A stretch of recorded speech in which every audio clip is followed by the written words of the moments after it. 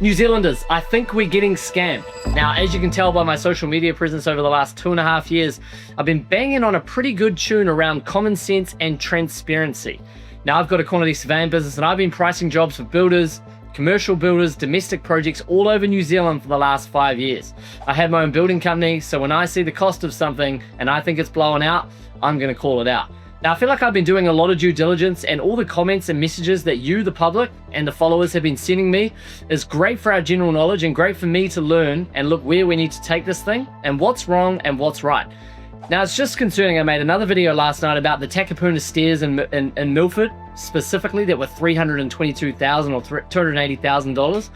I'd repriced them line for line down to the lineal meter of D12 steel going into the concrete at $86,000. And my main concern is anyone can go online, talk shit, and go on the internet and just make false accusations. But when I fill out the Laguima Request Act, wait the 20 days, and I get blanked out invoices, and I get led down the road of Section 72B, which is commercial sensitivity, and we don't get any information, that's when I truly believe we're getting ripped off.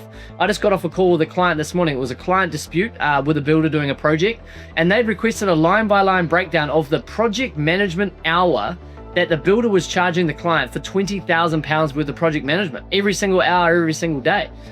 So when we're funding your hard-earned rates, your hard-earned money going to councillors and politicians and people that don't show the true cost, are we getting a really good deal? And I truly don't believe so.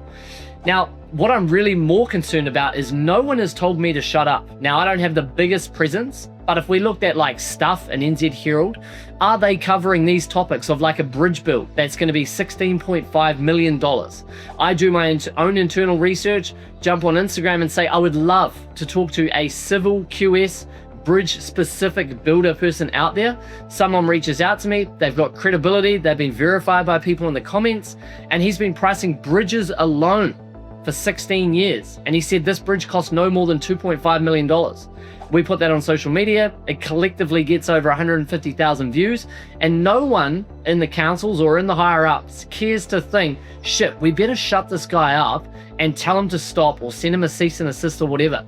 Now, the fact that no one has told me to be quiet, stop posting my content, or councillors that actually care about where the rates are going come forward and tell me to stop, that's when it's really, really concerning. So I can sit online and make these videos and do all of this stuff all the time, but it would really help me in my campaign if you went in the description, filled out the link below, put your name, put your mobile number, put your email in there, and the region where you are, so we can get some really good data. And we might just come back to New Zealand in the next couple of months, and we might go ahead with that Fair Go TV show.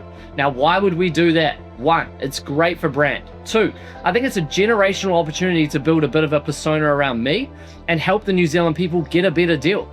New Zealand's in a tough spot at the moment. We deal with builders all over the country and they're struggling. I just made a YouTube video before about a builder in Auckland, concrete layer specific. He's invested over $1 million into his business, got 6 employees, 3 diggers, 3 trucks. He used to charge $180 a square meter about 2 years ago. Now he is struggling to get $140 a square, and GJs and Signature are only offering him $100 a square. So people are really, really doing it tough. And when we see politicians on $200,000, $250,000 to be in charge of creative roles in councils, that is absolutely disgusting. I run about 10 to 15 different ad sets for my personal business over 2 weeks. I can get someone online from Pakistan to do that for about $100 a week, or I can go on an app called GenSpark Slides. It costs me about $8 in credits, 1 voice note, and I can get 20 different creatives in about 20 seconds.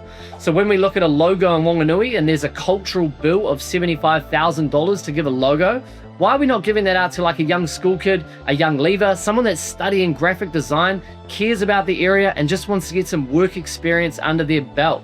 But no, we've got to get some random consultant, some random person to come in and charge $50,000 on consulting and then an additional $20,000, $30,000 on design.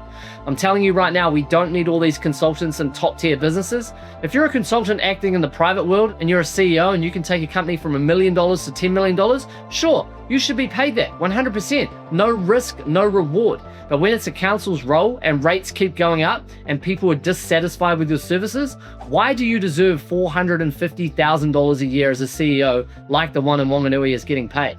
So if you support this movement, shoot in the description, put all your information in there, and comment where you're from. Let us know what council you're in. Fill out the form, let us know what you want us to investigate, and we'll keep making these short form videos because holy shit, they are fun. Thank you for watching.